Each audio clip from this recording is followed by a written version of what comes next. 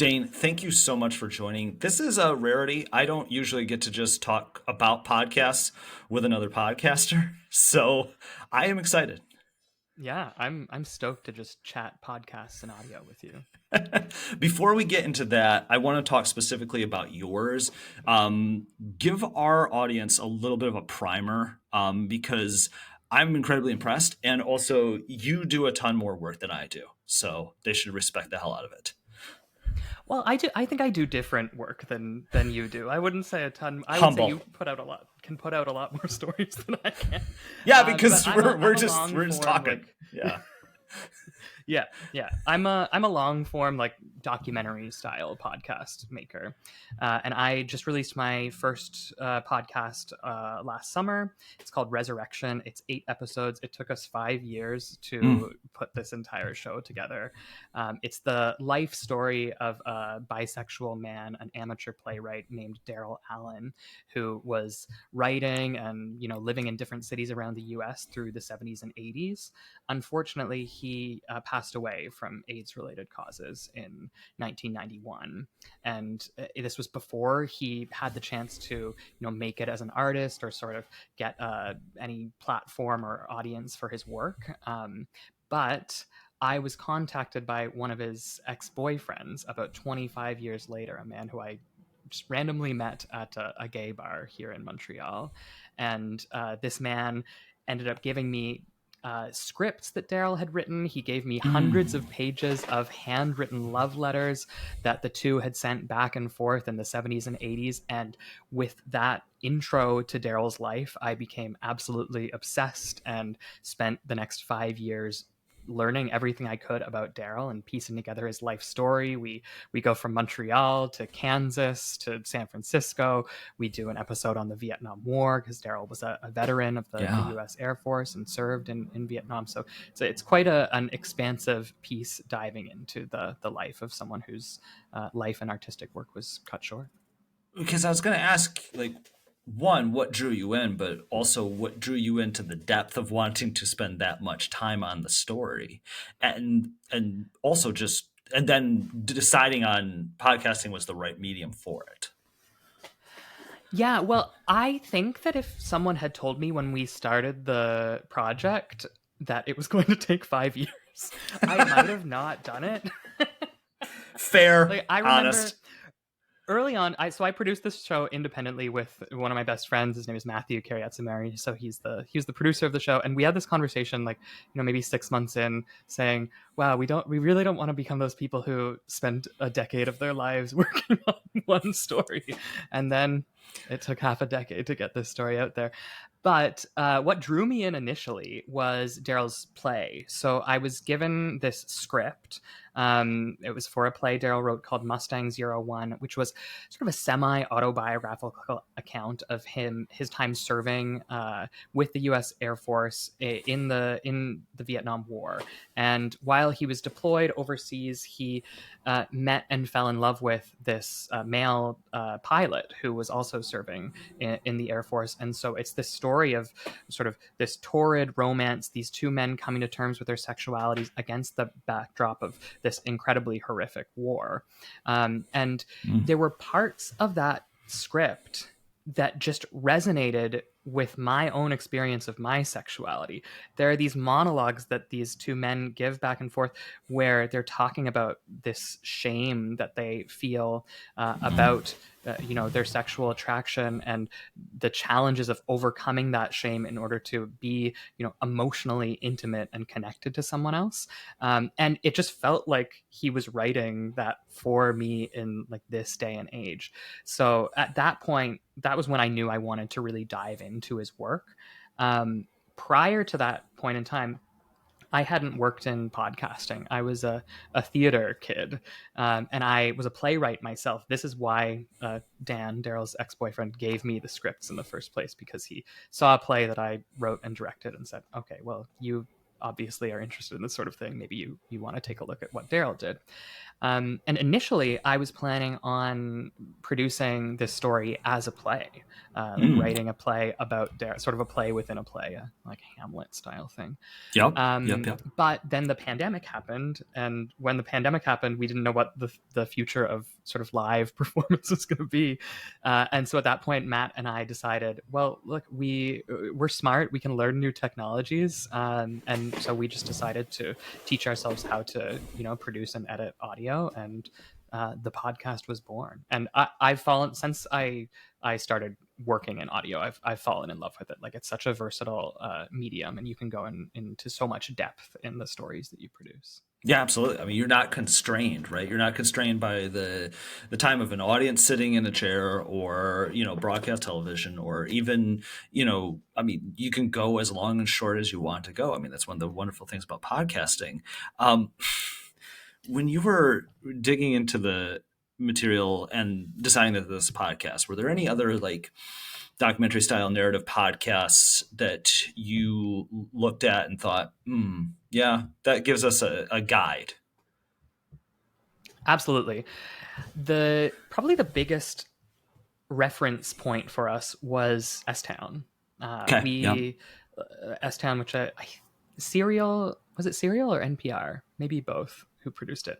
But S-Town, which if you're listening to this and you haven't listened to S-Town, you go listen to S-Town.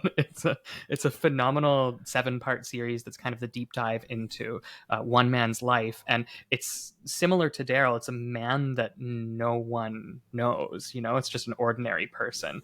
And you do this big rabbit hole deep dive into his life. And that really resonated with my artistic values, which I believe that ordinary people have sort of extraordinary narratives to share with the world. You just have to spend the time with them to uncover that story. And I also believe that we need more of those stories in the world right now. I think we live in a culture where things are often like, we have these short form packaged narratives, or we have sort of narratives about celebrities or about politicians, and we are losing a bit of the like everyday human story. And most of us are those everyday humans, and I think we need to dive into those stories to understand the sort of complexities and the nuances of the world in which we live. So S-Town was a really important reference point for us. There was another way that we used S-Town, but if I talk about it, I'm going to spoil S-Town, so I don't think you can't. You can't do that. That's my thing when I'm listening to podcasts. It's like, especially if I'm listening to topical ones, and I am perpetually behind on content. It does not matter the show. People will be like, "Oh, why aren't you caught up on?" I'm like, "Well, there's too many shows. How am I supposed to be caught up on all these things?" And so somebody's like, "Oh, hey, spoiler alert." I'm like, "Well, I don't know when to come back into the podcast, so no, there will be no spoilers. We just listen straight through everyone." Yeah, go listen to S-Town after you finish. We'll put it in the show notes. Great.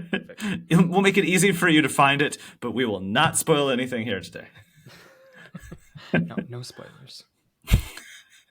I'm driven nuts by it sometimes. I'm like, I will try and like avoid social media. I will try and avoid talking to people. By the way, though, there aren't as many like. That's one of the interesting things. As a segue, there aren't a lot of mass forms of content, right? There aren't a lot of things that everyone is listening to in mass. So that does create less like spoiler heavy things, right? But it's both interesting and tough, right? When you can reach a niche audience on anything, right? And anything can resonate, but there's also a ton of content out there. So it's kind of double-edged, right? Yeah, absolutely. And it's also, I think, as someone who's creating a narrative podcast in the current environment, like, you're kind of obligated to put these reveals or these cliffhangers into the story that you're creating, to keep listeners engaged and to keep them moving through the different episodes that you have. So, like most of these narrative like long form multi-episode podcasts, like they do have things that you're going to be able to spoiler by virtue of how we're trained to construct those narratives in in the current podcasting environment. I think that's interesting, right? Like, especially for that format, right? It's just expected. It works, so obviously it's something you want to do. Once you understand, like, there's data that supports it, that the audience expects a cliffhanger. Yes, and that it also does keep people kind of driving through because it's very bingeable content. Um, One point, by the end of this interview, we will create a cliffhanger. That is I promise you, I will find a way to create a cliffhanger. But Okay. before we I'll get keep my mind spinning on that too. I'll see if I can yeah come up with yeah something. yeah we'll come up with something. But I love improving. This is the different nature of what I like to do. But um, talk to me a little bit about, and this concept is foreign to me, but just the the labor of love and the idea of spending this much time on something and you haven't received any audience feedback yet, and that feeling. Oh, well, that's a scary part of it. Yeah. I mean, we built in other ways to get feedback throughout the process. We had a couple of uh, people from the podcasting world who would listen to the Uh, episodes as we put together rough cuts and give us some feedback. But at a certain point, you just kind of have to trust the story with yeah. something that's like this deep and this passionate. You have to trust the story. And what I learned to rely on in many ways throughout this process was the gut emotions that I was feeling. And uh, this was integrated in the project in a few different ways. Like I would listen to my gut when I was exploring new material. So when I was reading through, these hundreds of pages of love letters, there's like one letter that is just this vitriolic fight. It's just this like an incredibly angry letter. And I remember when I was reading it, I was just absolutely shocked to find this level of emotion, and I felt that in me.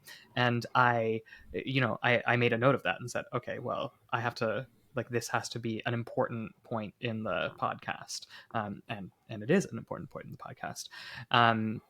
And then structuring the narrative completely, I just had to trust that, as I uncovered Daryl's life, and I started with these letters and interviewing his ex-boyfriend, and then we eventually tracked down his family in Kansas, and we traveled to Kansas for 2 weeks, and we Wild. interviewed his surviving family members. We did like a road trip out to try to find the farm where he grew up in the 1940s and 50s.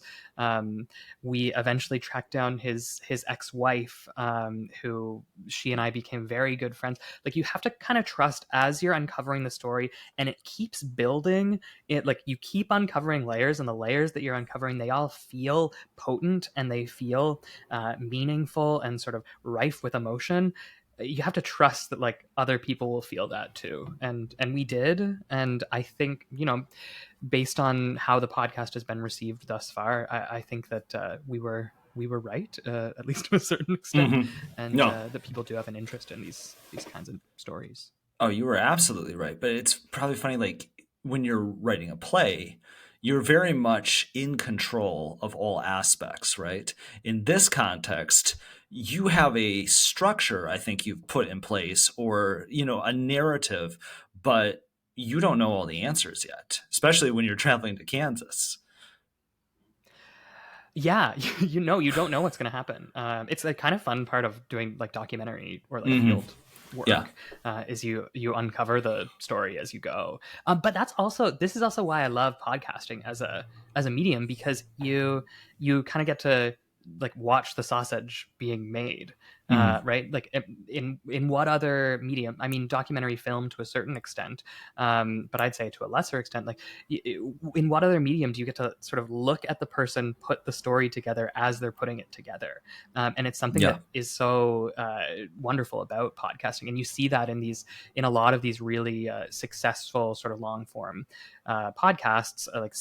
Serial is probably the best example of this. Of Like, you kind of course. see Sarah Koenig's process of like piecing together this story as she is piecing it together. And I don't know, there's just something cool about that. And there's also something really valuable about that in our current media landscape, where like we often don't know the like we don't know what journalism is objective and what's being edited and Sure. who is making these decisions. And this at least lets the listener sort of peer behind the curtain and see like, oh, this is why, like I do this throughout the show, like there's certain moments when I say I'm going to include this part of the story and I feel weird about it, and these are the reasons I feel weird about it. And then Yeah. we share that sort of more vulnerable part of someone's identity, and you don't get that in a lot of mediums.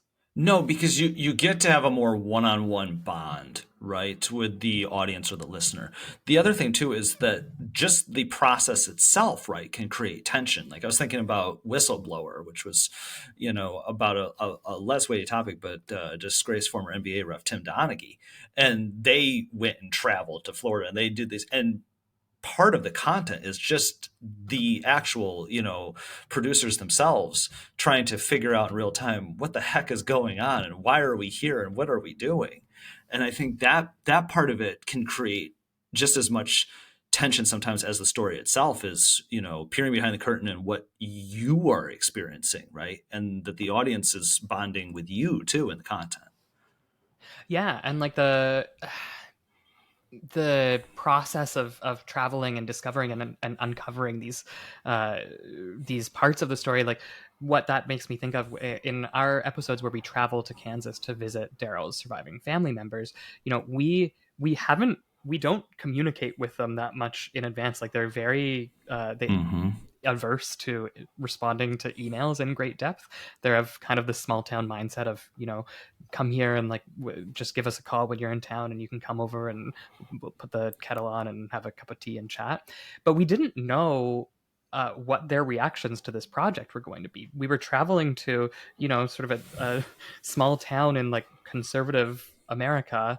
And we didn't know if these people, Daryl's his siblings had all passed away at this point, so we were meeting with his nieces and nephews.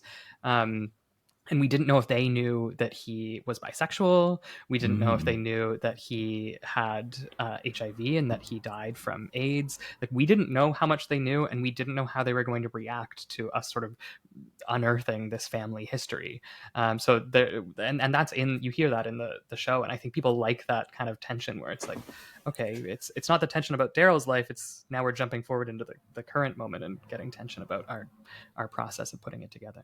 Yeah, I mean, you're traveling through time, but yeah, there's a delicate balance, right, with content and real people's lives and everything else. And like you struck Yeah. that balance well. It's just I'm thinking as we're talking, I'm like, I don't have anything I am passionate enough about to devote this much time to. And again, you said it, like if you've known it was 5 years, maybe it's different. But I think, passion with the material and the idea, right? And having just that gut reaction of, okay, this moves me, this makes me want to tell the story, I think is so critical in wanting to create content, right? If it's very easy, even if it's a non-visual medium, it's very easy to hear in somebody's voice if they're super passionate about something or not.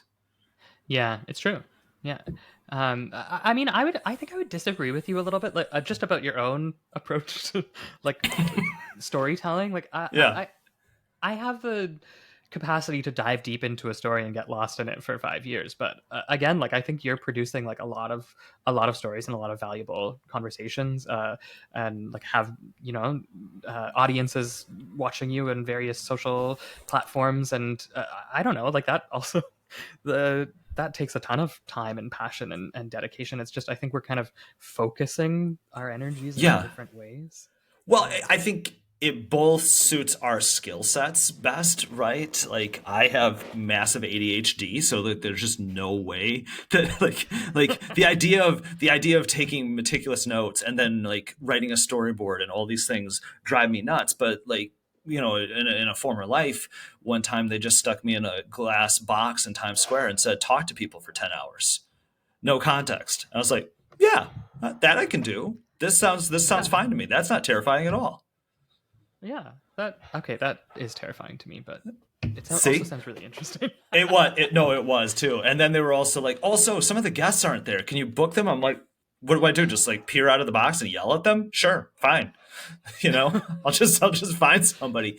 But yeah, I mean, also like humorously, like I'm just thinking about the idea that as the Shorty Awards, if we did something that was incredibly, incredibly long, it wouldn't be on brand until it was on brand. If it was like the longest thing ever made, right?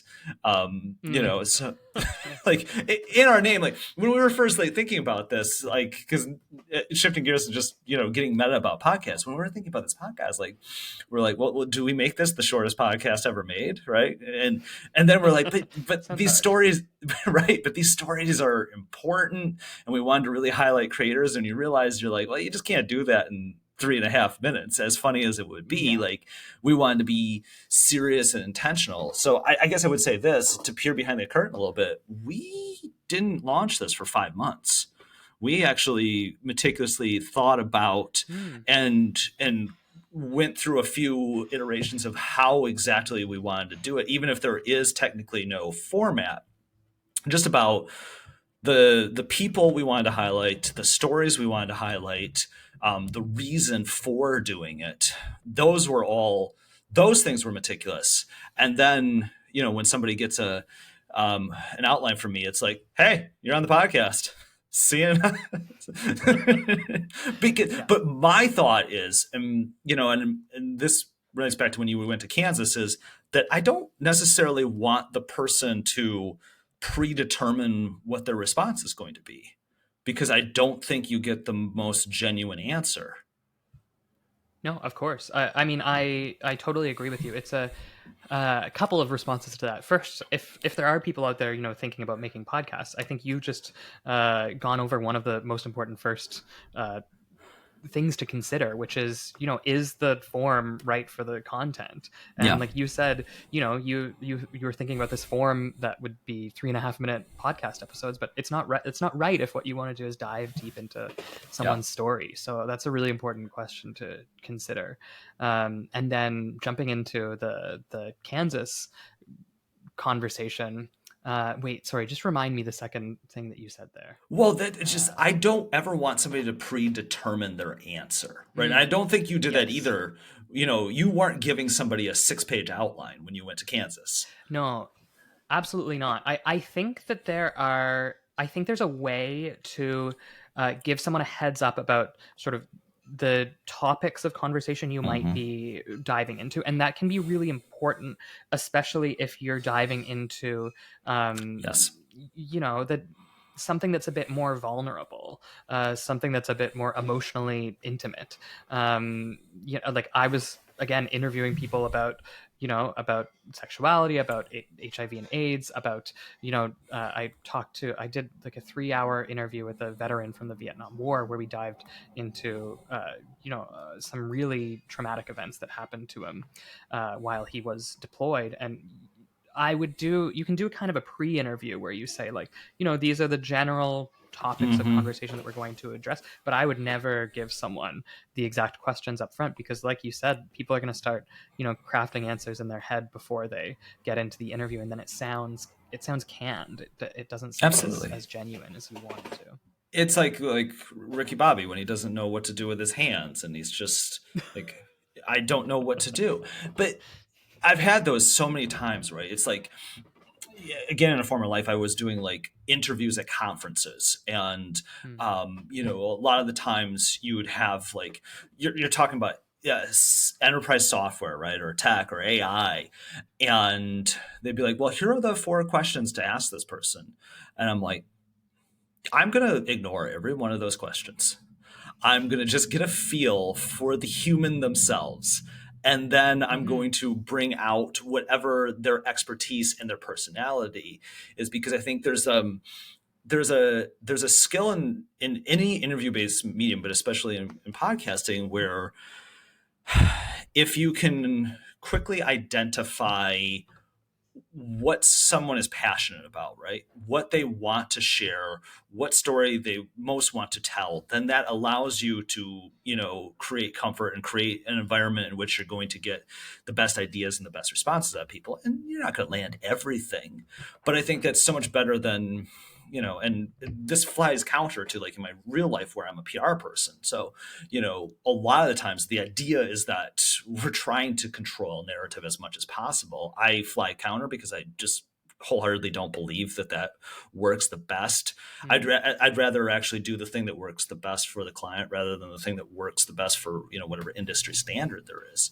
But for me, I think so much about what I paused for a second because I might have lost my train of thought, but I think so much about what I can do to, and you mentioned this, right? You do have to have guardrails, especially when you have important, sensitive topics. So I'm never going to put someone in a situation where they don't know that kind of line of questioning is coming, but I will not disclose the exact line of questioning. I will just say, I would like to go in these directions. Is that okay? It's all kind of like informed consent, right?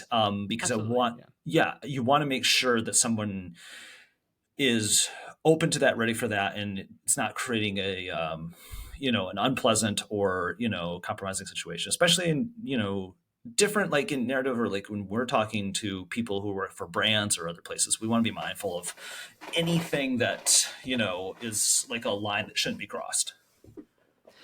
Yeah, that I mean that resonates with what we did as well. I would give people, of course, especially when it was going to be, one of the more emotionally intense interviews. I knew that we were diving into, death or war as a topic. Yeah. I always make it clear to people, like, look, like I'm turning on the recorder.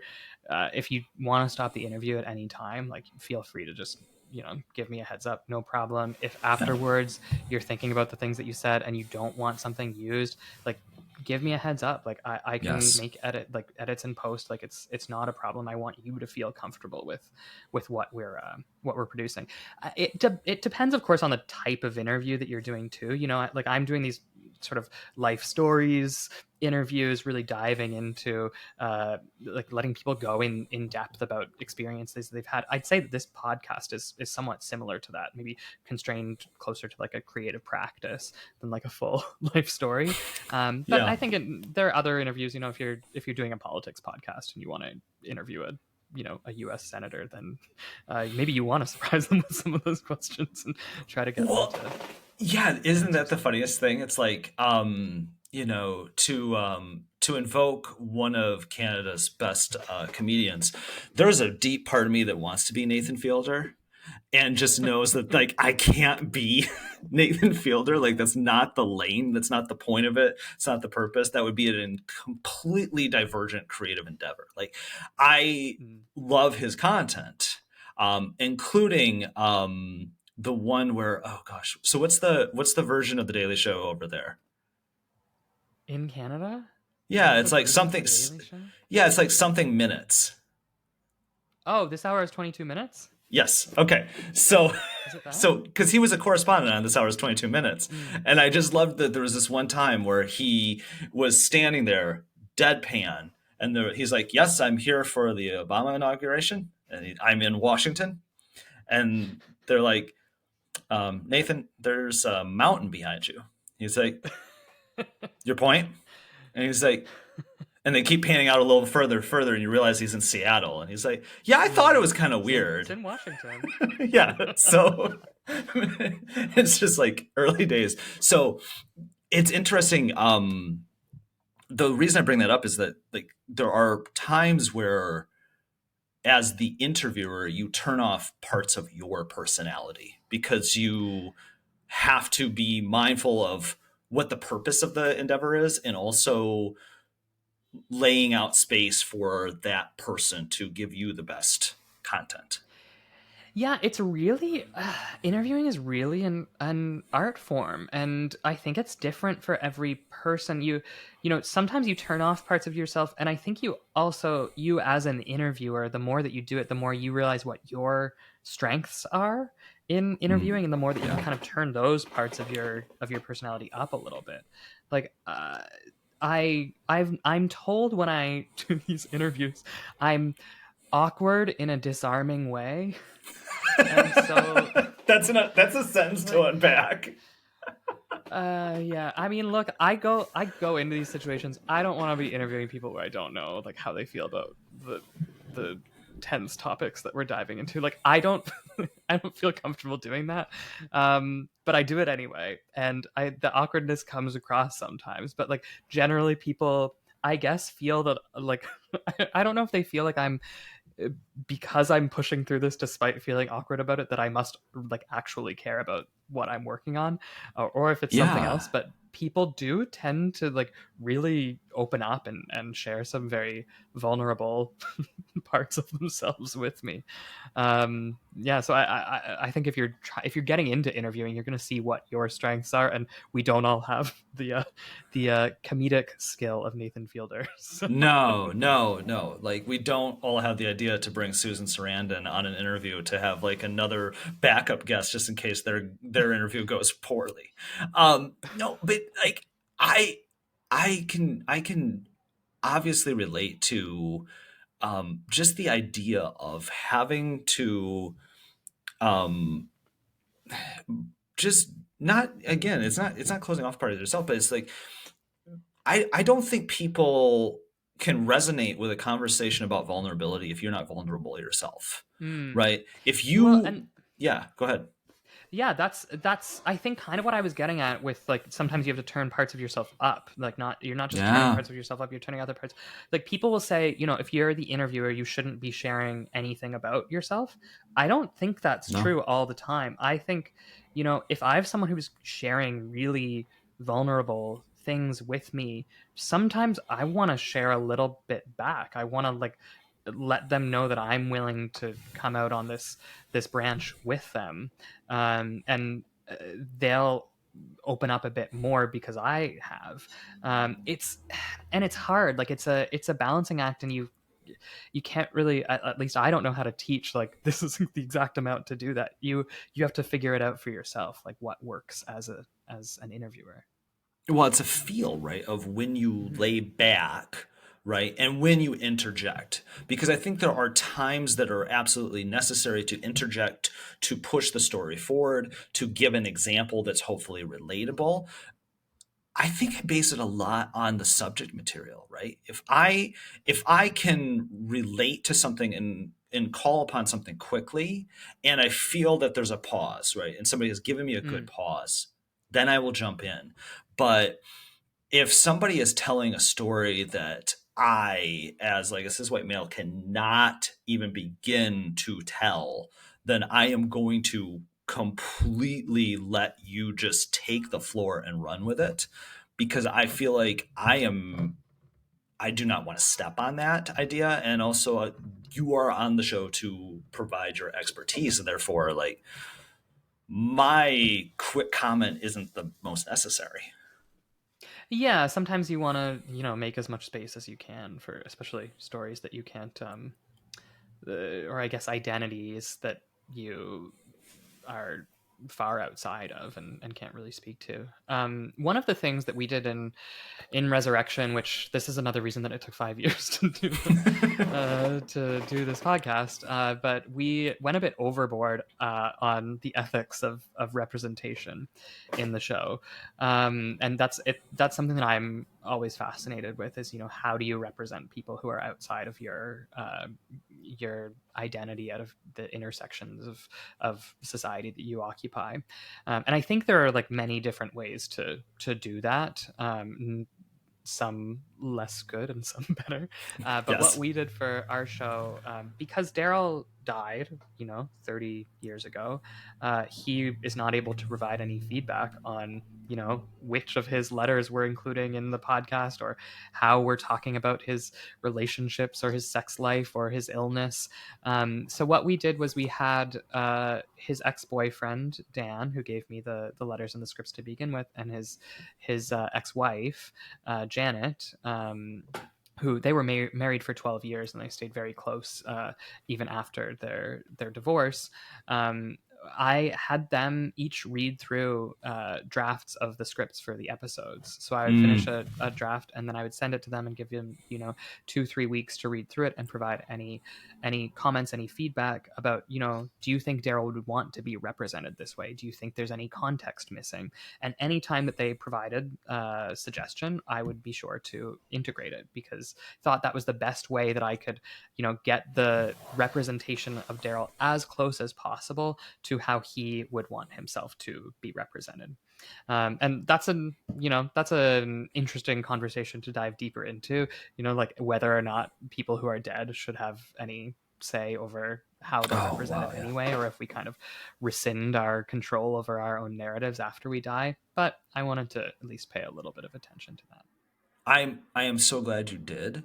And yeah, so I was listening to a podcast inside of a podcast where we're talking about podcasts, and it was about how the use of AI is going to revive the dead for commercial purposes, right? So that people will start to. So Mm, there have been instances where people right before they pass have used AI to do recordings so that their voice can be used and their likeness can be used in post, yeah. which is wild. More famously, Robin Williams very specifically signed something that said you cannot use my likeness for 50 years Okay. postmortem. But I do feel like we're going to run into this very weird ethical space in which the voices or the thoughts or proximities of famous dead people will be used. I could very well see a podcast hosted by insert famous dead person. Yeah, which I mean, it's so my brain cannot even begin to predict what AI is going to mean for audio. But I was thinking about that earlier this month. I'm working on a new season of my show that's kind of diving into uh, the life stories of early AIDS activists in New York City. And I was writing about this one doctor. His name is Dr. Joseph Sonnabend, and he was very important. He ran this clinic where he was diagnosing STIs for gay men. So he, of course, was one of the first people to kind of get an inkling that something was going on. But I found all these quotes of his from books, from articles, and then I also found this oral history project where they recorded a bunch of Mm. interviews with him, and I just thought, like, in a few years, like someone, probably the technology exists already to take this archive of recordings and just take his voice and turn it into, like, get it, rather than me reading these quotes on the podcast, I could just have his voice saying them. But I wouldn't feel okay with that. No, It's, no, I think the consent is a very important part of the AI conversation, um, and it's absolutely. so complicated. Especially when you're dealing with the delicate nature of the content that you're doing. Because you're talking about another season, any learnings, any tweaks, any things you have done as you're recording now and creating, now that you're into a second season and you've been through the process before. Yeah, well, I'm more familiar with the industry now, and I just to talk about, like we can talk about the podcast industry for a few minutes Would if you're love it. down. Oh my It's gosh. scary. It's like it was like entering the podcast industry in the summer of 2023 was a, I mean, you never know what's going to be happening, but it was Hmm. like the industry feels like it's imploding at the moment. We I mean, there's more podcasts than there have ever been, but the financing for podcasts has dried up in the past year. So, I mean, if you're passionate and you want to just tell stories, podcasting is great. You can get a microphone, you can teach yourself how to use the softwares, you can get those podcasts out in the world. If you want to actually make a living as a podcaster, it's, I think, the hardest that it's been in the past 5 or 6 years. Absolutely. We see Spotify doing huge rounds of layoffs. Spotify just canceled, so we're recording this in mid-December, and Hmm. Spotify just announced that they're canceling Heavyweight, which is, in my Oh, opinion, like the best, like one of the best produced podcasts on the planet. and Stolen, which just won a Pulitzer. It won a Pulitzer this year, and they just canceled it. Pulitzers don't pay the bills, Dane. But it's like, I don't I know know. if these shows, these incredible shows, are not getting financing. Like, what is happening? And I'm optimistic that the industry, that there was this sort of bubble, that Spotify invested a ton of money in podcasts Yes. and other companies followed suit, and there was kind of an overinvestment in the industry, and that bubble has popped. And what it will prompt is not the death of podcasting as a medium, but sort of a radical reorganization of how podcasts are made and financed. And so I'm optimistic that something better will emerge, a few months or a year down the road. But right now, it's quite scary to be trying to turn podcasting into a livelihood. Well, so I can go down, I'll go down both paths on the Mm-hmm. pessimistic and optimistic side, right? In general, yes, it is both the easiest time to create content in a variety of lanes and wherever you want to take content and be creative, and the hardest to monetize, right? Yes. Um, uh, you definitely alluded to one of the key points, which is not divergent from Netflix, which was when they threw a bunch of money at creators, and sometimes it worked and Mm-hmm. sometimes it didn't. And in Spotify's case, right, a lot of people got big deals, even if they had not proven that they had a podcast audience in the first place, and that Yes. that was part of like the risk. And again, boomtown, right? When things are going well, we're like, especially I think from about 2007 to 2022, the user acquisition era, which was just, we don't need to turn a profit. We just need to make Yeah. sure that you're on the platform. And so you can understand that, whether it's them or Wondery or anyone that wants to try and kind of corner the market, right? But if you look at what resonates the most, and you're spot on, it's not necessarily famous people, although obviously, um, Smartless clearly works, and there will be those versions, right? Of But course. Yeah. it tends to be people that are really good at building an audience, Mm-hmm. or murder, just lots of murder. Well, and it's true. And we honestly, like, I've listened to my fair share of true crime, and we Yeah, tried in Resurrection to integrate some true crime, like, storytelling techniques into our story, that was not true crime. It was like, we make it feel like true crime to get people into the story, and then we just tell them a documentary about someone's life for 8 episodes. But yeah. it's important to recognize, like, what is working, especially if you're, so this, again, like, this is the first podcast that I've produced, and I did it independently with my best friend. Like, we didn't have a network or anyone supporting us, so we had to think, like, we want to stay true to Daryl's narrative. We don't want to sensationalize, but we also want to make sure that the story is engaging, because people aren't just going to come to it because of my name or because of Daryl's name, because Yeah. neither of us are known entities. And it's been successful. We got a feature. Had features on the Apple Podcast platform. Their editorial team did a big feature in the summer for Pride Month. Like, Amazon Music just put us on their list of, like, best podcasts of 2023. This is all for Canada, so a bit of a smaller market than the States, but it's proven that the risks that we took did pay off to some extent. Oh, absolutely. I mean, that's the thing that I think will win out, right? Is that um, good storytelling, things that resonate, you being mindful that you have to have an audience, right? And it's not so selfish to say that you need the audience because you want it to succeed. You need the audience because you want the story to be heard. Yes. And I Yes. think that part rings true. The other thing that I think is cyclical about advertising is, yes, I think we have gone by the wayside maybe of how many Blue Apron subscriptions or Brooklyn and Sheets we sell on a podcast. Yeah. Some of those standard, glory days where it's like, wow, okay. You could almost, know who the 8 advertisers were of almost every podcast. And I it just was canceled effective. my Quip subscription. Maybe I shouldn't say that on here, but No, I well, I got Quip, like, back when Quip was on every ad, through a podcast, right? Yeah, I'm going traveling in the winter, which I'm very excited about, but I won't be Nice. around to like get my new Quip toothbrush. So I said, sorry, Quip, we've had a long time. The other interesting thing, and this is just an aside, is that Quip, Warby Parker, a lot of these places that started online, they went retail. You can buy it in the store now. Oh, makes it feel Yeah. less special to me. Yeah. Dane, you can walk into a Marshall's and buy a Quip now. Oh, do we have Marshalls in Canada? I Maybe. don't know what the Maybe it's Canadian our store. equivalent to Marshalls is. As a person who lives in Michigan and refer to myself as Canada adjacent, I feel like Mm, we basically have 95% of the same things.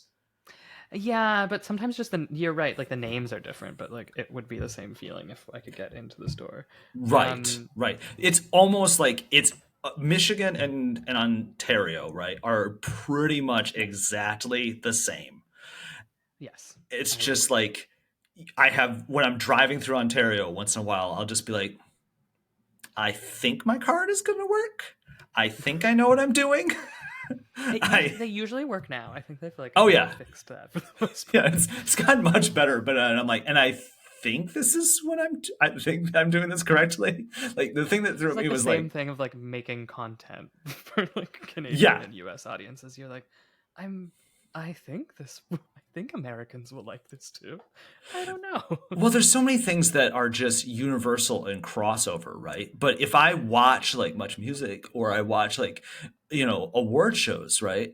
I'll be like, like in the 90s, like nobody in the States knew who the Tragically Hip were, right? Hmm. Or like more in the last 10 years, like nobody in the States knows who Mariana's Trench is. Right. But in Canada, those are names. Well, it's so I don't know how much Americans know about Canadian identity, but Canadians have trouble with like articulating our own national identity. Like it's a challenge because the U.S. cultural machine is just pumping things out all the time, and we're so close to the states that we almost just like take on a lot of you like we're watching U.S. TV shows, we're listening to U.S. music, and it's sometimes hard to say like, okay, but what about Canada? Like, who are the storytellers, the musicians, and the film producers that we should be paying attention to here? And if you're not kind of intentional about it, you can just get lost in Yeah. U.S. media. On behalf of all 300 million plus, we are loud, we are arrogant, and we are unrelenting. I mean, look, I won't say those things out loud, but I can say it. It's you fine. can. Yes. Look, I'm Canadian. We love you guys. You're great. All of you, all 330 million of you. You should consider universal healthcare. Would Oh be my my gosh. one suggestion. Um, that's the one thing. Traveling, right? Obviously, right? The one thing traveling is that you realize that 90% of the people almost in every country, kind of are, you know, not similar in the sense that there are different cultural norms, there's different things, but 90% of people kind of have the same kind of views. Yeah. Whether, and just generally want to live. And then Yeah. 10 and then there's like 10% or certain leaders that are like, no, we don't want this or we don't want this, and everybody's like, I think we could kind of agree on some stuff. Yeah, put us in a room, I think we could figure some stuff out. Yeah, but the 10% tend to be very loud. Um, Very, very loud. but like Yeah. when we went to San Francisco, which was a year ago, to kind of wrap up our story. So what we went to San Francisco, and we had these hand drawn maps that Daryl had uh, Mm. like drawn out for a friend who was visiting San Francisco in the 70s. And so we took these hand drawn maps where he just put like his 20 favorite establishments in the Castro district, the gay Mm-hmm. area in San Francisco. And we did like a walking tour around the Castro district and visited all of the places on the map to see which ones were still there, to kind of have a conversation about, the passage of time and like what is constant and what changes. Um, but while we were there, we had I lost my voice. I got full blown laryngitis, which like that's never happened to me before, and I was hosting a podcast. Not We ideal. got there. We had 7 days in San Francisco, and we had so many things to do. And we got there, and I like within 24 hours, I just couldn't speak anymore. And we have these hilarious recordings of us like going around San Francisco trying to like I had purchased health and like travel insurance because I was terrified to go to the States without travel insurance because your healthcare system scares me. And we just have like Accurate. recordings of me like going around trying to find things. There's like a very funny recording where a friend of mine who's a musician was like, the one thing that will fix your voice by tomorrow is an anal suppository that goes this is what she told me. She said, I Yeah. promise you. And I went to a pharmacy, and we have a recording of me talking to the pharmacist with my like raspy voice, just saying like, do you have an anal repository that will fix this? And they didn't. I don't think it exists. I don't know if my friend was just like razzing me or something. Like it yeah. I don't know if I have. I I'm just imagining, like, I've had to make so many dumb like asks in a CVS in my life, so I can relate to that. There is nothing more terrifying than being a professional talker and you have somehow lost your voice.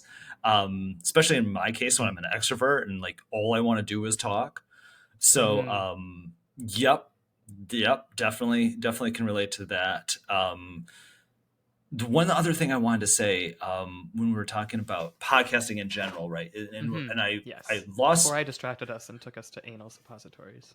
and Quip took me off the path because I have one. But shout out to Quip. Use promo Yeah. code use promo code Shorty to save I nothing. used a Quip toothbrush for the last like 5 years, and it was great. It's wonderful. So But yes, it's hard if you're traveling to have a subscription follow you. Somebody, yes. by the way, invent a service where if you're traveling long term, the subscription just follows you wherever you're going. I could probably update the address, but I'm just kind of place hopping every 2 weeks, so Yeah, but I it don't should know just where be I'm able to going. tap into geolocation. You just let it know like where am I going to be in 2 days, and then just boop. You think that Or you I don't want want you want to be off the Quip to grid. have that amount of access to my geolocation data? No. Less access for everyone. Quip, I want you to know what I'm doing every day so that I can be properly Everywhere. stopped. Yes. I was realizing as I was saying it in your facial reaction, I was like, but this for a consumer, this is so convenient. And you're like, no, Jeff, you are Yeah. alone in this idea. This is a bad Convenience and idea. privacy don't often go hand in hand. No, but we're so willing to give up the one for the other because convenience is Yes. awesome. Yeah, I So, am. I am willing to give up a lot of my privacy for convenience, but that might but come to the bite me in the ass someday. maybe. But the one thing I wanted to say on the Yes. advertising side is that again, this is cyclical, and I feel like while there might be intermittent loss of advertising revenue in podcasting, there's also advertising loss in terrestrial TV. There are a lot of Hmm. industries where people are advertising less, and so there's really just a reshaping and reimagining of where you find the audience best. And I would make an argument that in specific podcasts, right, that it is so targeted and so well placed to put specific advertisements or pair advertising with specific audiences because your response rate is going to be way better Yes. than getting hopefully 1% of people on a broad TV ad where I mean really the nature of advertising is going to, hey, what are you looking at on your phone at 11:30? Hmm. That's where we're going to advertise to. Or what do you listen to the most? That's where we're going to find you. So those nuances, I hope, will lead to better advertising products inside of audio based mediums.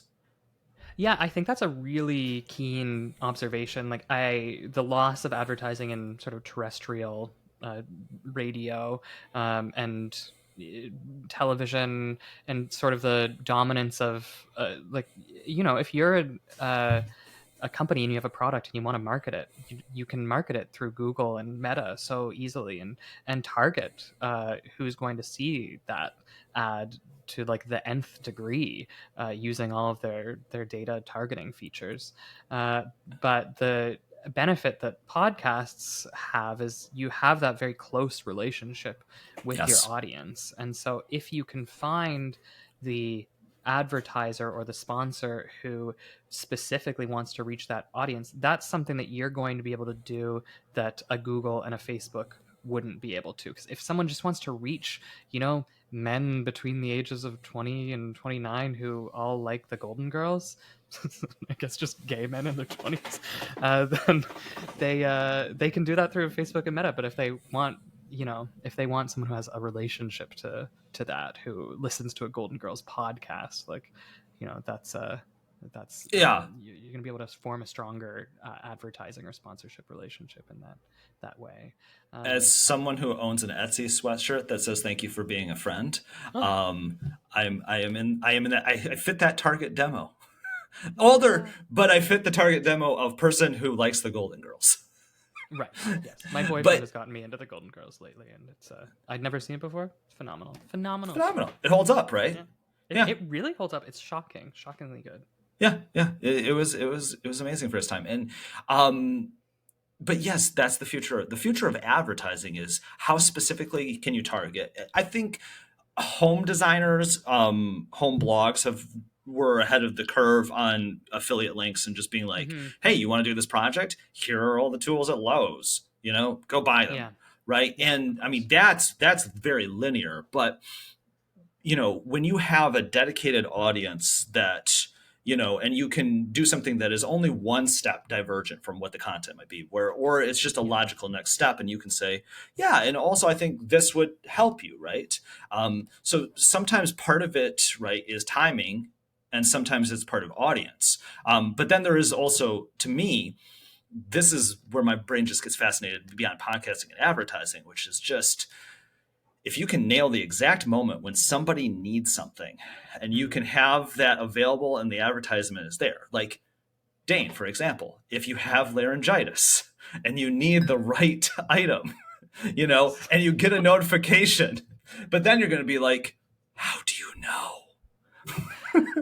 Yeah, well, so my day job, I work for a company that helps people immigrate to Canada, and Mm, the monetization strategy for that website is we provide content, different types of content, to help people through the immigration process, and then yeah. you compare certain affiliate partners or certain advertisers with different steps of the immigration process, where someone gets approved for immigration but they're outside Canada. At that point that person is going to start looking for a bank account, looking for phones, looking for a place to live.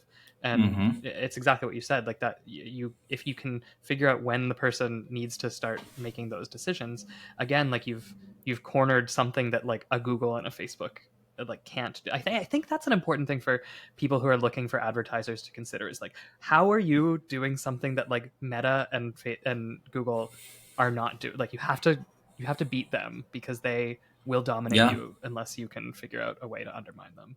Yes, you have to be even more specific. And I think there's a way, like, they're always going to have a data advantage, right? Yes, That's just inherent. yeah, absolutely. But where you can find a differentiation is in personalization, specific timing, or just if you really have a nuanced knowledge of one specific industry. I think that's where, Yeah, because everything is so broad, like you cannot have a broad strategy to go against them. But if you can nail the timing and the nuance, then I think you have a chance. Didn't think I was going to get into marketing strategy, and I love neither it. did I, but yeah, we got um, there. Dane, okay, as we wrap this up, we do something called Yes, Keep It Short. It's 3 questions. They're short. Your answers do not great. have to be.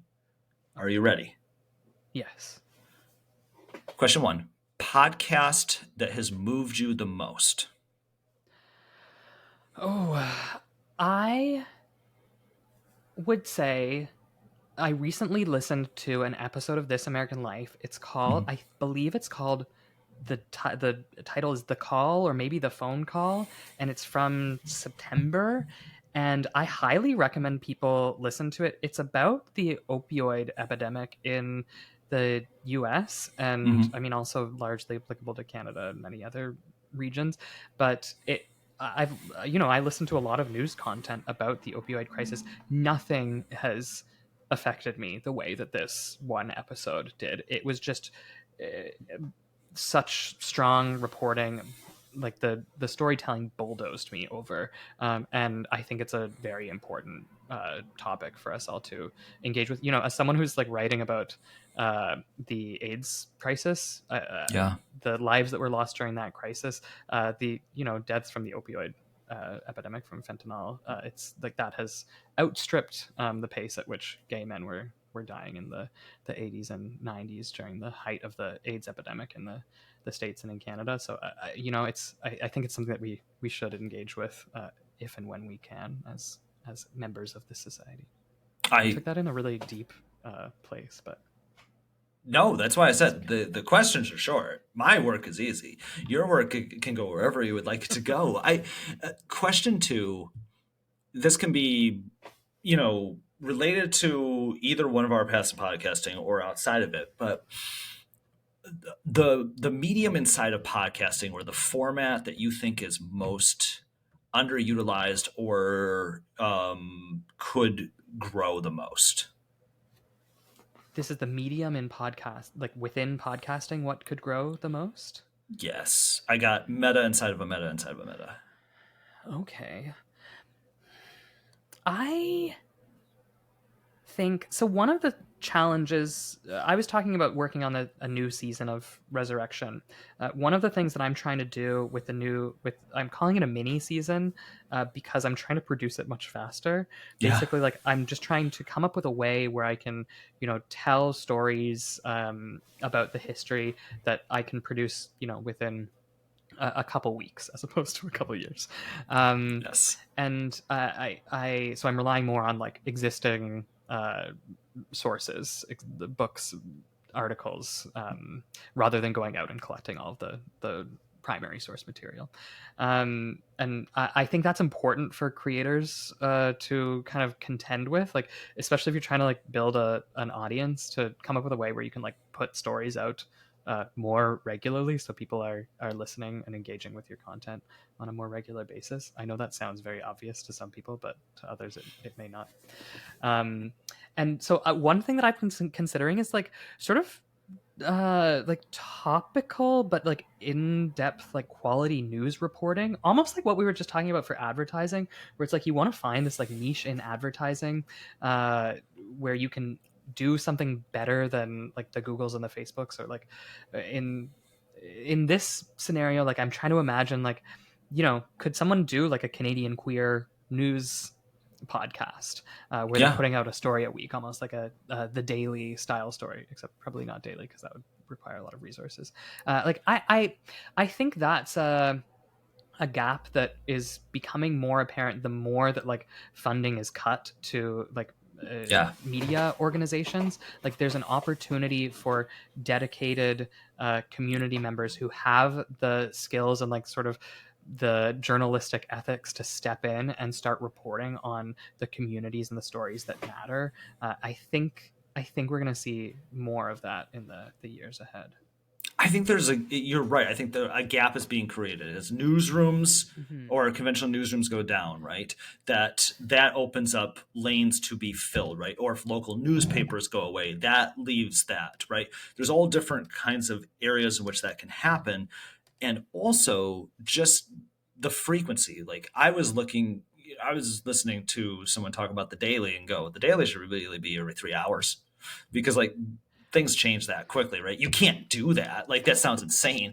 Both of us will make it just an audible gasp at the idea of having to try and create that content that quickly. Yes, well, and also the other part of me is like, oh my god, I have to listen to like there's already so much news to I consume. know, I I can't know. listen to the daily every 3 hours. But I honestly think you are correct that news is probably the most growing portion in the next 18 months, just because of the nature of, if one part of it is, if news is being cut in one medium, then I think this is where people go to create it. I think that is absolutely possible. Yeah, I also, just to be clear, I don't think that's a good thing for society. No, I would prefer no, that media organizations were more robustly funded and could yes. do better in-depth reporting on a regular basis, but I don't think that's going to happen anytime soon. Truth and words without bias matter, but we're also realistic. Um, Question 3. Okay. What is there a story that you already know of that you really, really want to tell that you haven't yet? Or is there something in the back of your mind that you're like, yeah, I think this is where I could go next with podcasting? Or do you just Yeah, kind of lean toward where you're going right now and let that follow? I mean, I have a few ideas that I'm pursuing right now. Uh, like I mentioned, I'm working on this mini season about sort of important people from the early AIDS epidemic. I think that's maybe too easy of an answer for this question. The stories that I'm always most interested in are like stories of ordinary people who, for whatever reason, have had their story buried in some way. Like people are not Yeah. familiar with it. They didn't get a platform for whatever reason, and I can see myself going in and diving into their life and using my skill set to kind of elevate their story. I just to give a little hint, like probably the story like that I'm most excited about right now. I found an author whose name I won't say, but he was working on this 4-part book series, and he only managed to publish the first 2 books in that series before he passed away from AIDS-related causes in the early Mm. 90s. He wrote all 4 books, and I found the manuscripts for the 2 other titles, but he didn't have the chance to publish them. So that's a story that I want to dive into and kind of elevate the stories that he didn't manage to tell before he passed away. I love it. I love that you have a very passionate and specific niche when it comes to wanting to tell stories, because I think that will probably inform how you do things for the next 5, 10, however many years you're doing this, because you clearly have a passion to tap into untold stories, and it's wonderful, it's brilliant, and it's sorely needed. And Dane, I thank you so much for joining. Well, thank you so much for having me on. This was a pleasure. This was a really lovely conversation. Just an easy breezy 65 minutes, right? Yeah, This hour it is didn't feel like 65 it was. minutes. Didn't feel that long. It felt really short. Yeah. Well, good. All right. It felt like a 3.5 minute conversation.